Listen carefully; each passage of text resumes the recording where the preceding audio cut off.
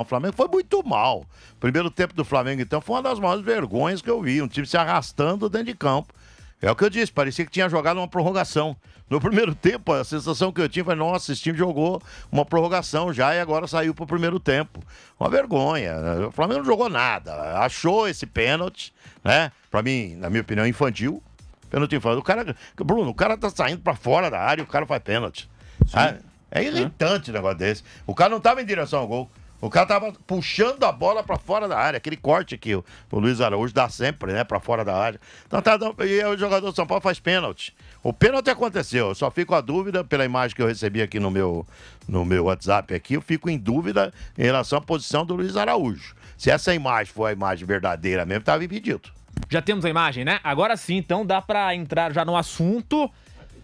O lance polêmico da partida. O lance polêmico da partida, o pênalti no Luiz Araújo, e que tem muito torcedor de São Paulo dizendo que estava em posição de impedimento.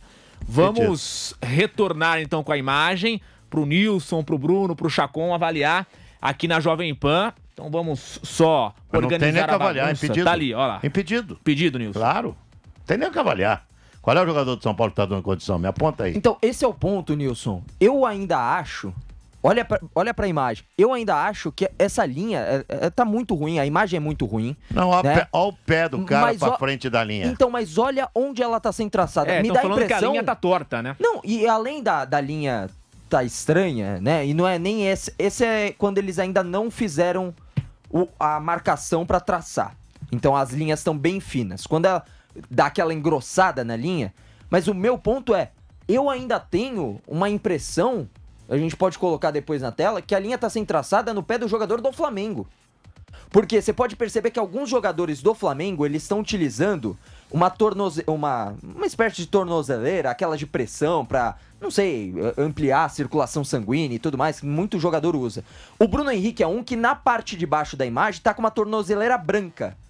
Só que a meia, a parte de cima, tá vendo? Do pé que tá marcado ali, a parte verde, tem um preto, que me parece ser de um meião do jogador do Flamengo. Tudo isso aí quer dizer que é um pelinho, entendeu? A dúvida é por um pelinho, então... Mas tá mal traçado. Da maneira que for traçada vai mostrar impedimentos, e se for traçada de outra maneira, vai mostrar que não está impedido. Então vai ter uma dúvida aí. Não, e esse é uma discussão. A discussão número 2 é se foi ou não pênalti, porque tem gente que acha que não. Também se bateu, se foi o suficiente para o contato. Mas olha, a marcação, para mim, estava impedido sim o Luiz Araújo. Pra gente discutir mais esse assunto, já Jorge Sampaoli, Bruno Prado, a reclamação até dos São Paulinos é justamente isso que o Chacon trouxe. A linha azul, a gente pode até colocar a imagem novamente aí se tiver, pra ilustrar pra quem tá nos acompanhando, né? A linha azul que está no pé do jogador de São Paulo é que gera essa polêmica. Por quê? Porque tem uma linha amarela no pé do jogador do Flamengo, que é o primeiro ali pra fazer a contagem, né? E essa linha parece que está à frente da linha azul. Então a confusão toda parte dali. Que essa linha estaria no lugar errado e torta. E algumas vezes já foi dito até isso, você pode me corrigir se eu estiver errado, Bruno, mas é a mão humana que faz a linha, né? Então, quer dizer, pode de fato ter esse erro, querendo ou não. A imagem é ruim, a linha é mal traçada, parece torta mesmo. Olha, eu não consigo... Essa imagem que a gente tá vendo parece sim que estava à frente o jogador do Flamengo, parece impedido, mas as imagens que eu vi até agora eu não consegui ter certeza, porque é muito mal feito esse negócio. O árbitro de vídeo, ele tem que esclarecer as coisas, e não deixar mais dúvida, ele tem que esclarecer. O vídeo tem que ser um lance difícil. Vamos pro vídeo para esclarecer o que aconteceu. E o árbitro de vídeo aqui muitas vezes não esclarece, ele deixa mais dúvida. Em vários lances a gente já viu depois no vídeo e ficou... E aí? Eu não sei o que aconteceu. E esse é mais um. Eu não consigo afirmar se estava. É uma dúvida cruel, né, Bruno? É duro. O VAR ele teria que ter aqui, ó. A dúvida é essa. É muito difícil a gente falar se foi ou não foi impedido. É muito difícil. É difícil. Muito então, difícil. O VAR, no lugar de esclarecer, ele deixa a dúvida ainda. Não tem essa coisa. Eu sou totalmente a favor do VAR, mas eu acho que ele é mal usado aqui. Eu acho que é uma coisa que não deve se voltar atrás, não. Tem que usar. Você tem hoje a tecnologia, você tem que usar a favor para impedir erros graves. Mas aqui o VAR ele não esclarece. É uma coisa impressionante. Mas acima disso, só colocar gente competente para operar o VAR. Eu acho que esse que é o ponto, né? Agora, acima dessa discussão, né, de pênalti, não pênalti, se a linha tá torta, na diagonal, pra cima, pra baixo, tanto faz. Mas assim, a torcida do Flamengo que tá falando, muito provavelmente do outro lado, não, isso é um tremendo choro, é óbvio que foi pênalti e tudo mais, deve estar contente com mais uma bela atuação do Flamengo contra hoje o time reserva do São Paulo, empatando diante do seu torcedor, mais de 60 mil torcedores no Maracanã, devem ter saído muito satisfeitos de lá, com o empate 15 contra pontos do Botafogo agora. 15 pontos, dá pra chegar, né? Tá quase lá, tá jogando bem. O Flamengo disse, o Fabrício Bruno, né? Jogou bem, bem hoje, jogou melhor que o São Paulo. Contra os reservas, o São Paulo ficou no empate e quase que perde, né? Se não fosse esse pênalti muito contestado. Agora, Chacon, você até falou agora há pouco que são duas polêmicas nesse lance. Esse possível impedimento e se de fato foi pênalti. Então você acha que o lance do Luiz Araújo, do Michel, né, com o Luiz Araújo, você também não marcaria o pênalti em si. É isso, Giovanni Chacon?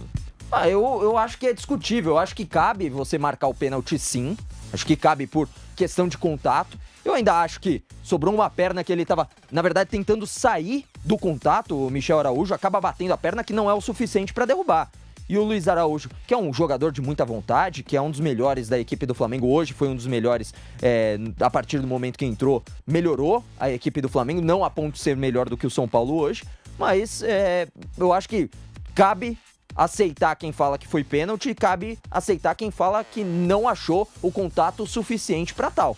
Então, essa parte gera sim polêmica. Agora, essa parte da linha sendo tracejada, ela só gera polêmica pela incompetência de quem opera o VAR.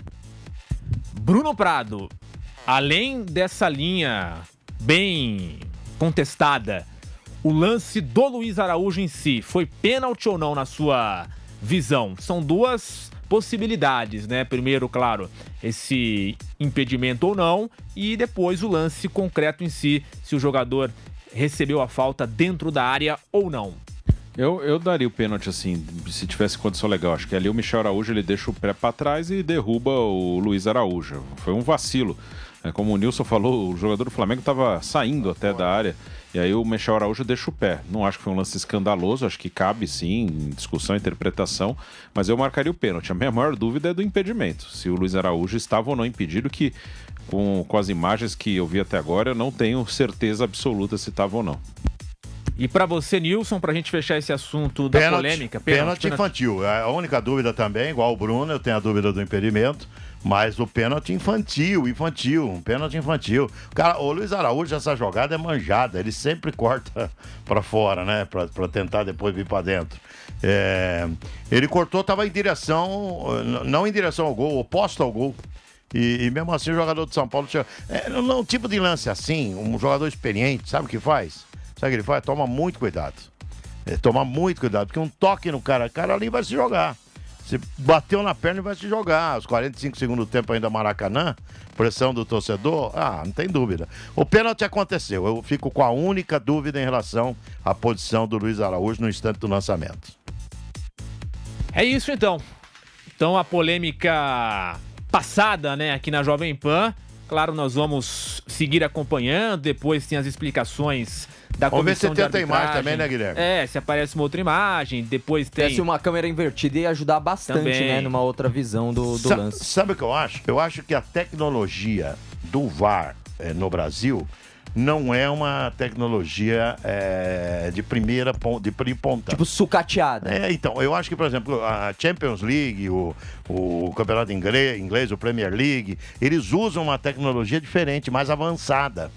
Eu acho que é isso que a gente tem que questionar, ter a chance de fazer uma pergunta para alguém da CBF, exatamente nesse sentido. Que tecnologia vocês utilizam? Vocês utilizam a mesma tecnologia que é utilizada pela Champions League?